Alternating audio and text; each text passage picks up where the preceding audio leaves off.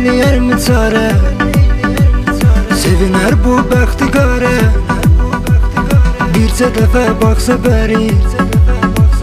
Ürəyimdə qaldı sözüm, qalmayıb canımda dözüm. Mənim tək ondadır gözüm, onun kimdədir nəzəri.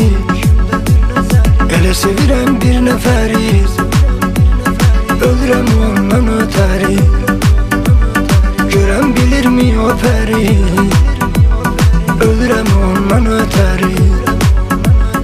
Elə sevirəm bir nəfəri, ölürəm ondan ötəri. Görən bilirmi o pəri, ölürəm ondan ötəri.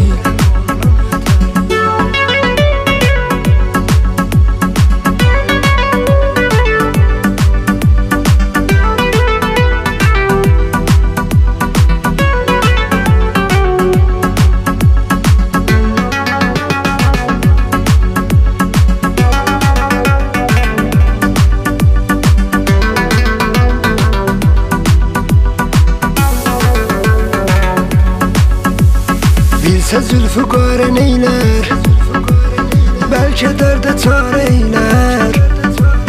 Rəhm eləyər bəlkə söylər, bəxtəvərim bəxtəvəri. Kimsə sevməsin uyarı, addım atsa yarə sarı. Kəş bitirsə intizarı, kəş yox etsə dərdi səri. Elə sevirəm bir nəfəri, ölürəm ondan ötəri.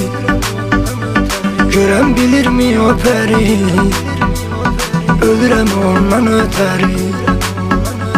Elə sevirəm bir nəfəri, ölürəm ondan ötəri. Görən bilirmi o pəri,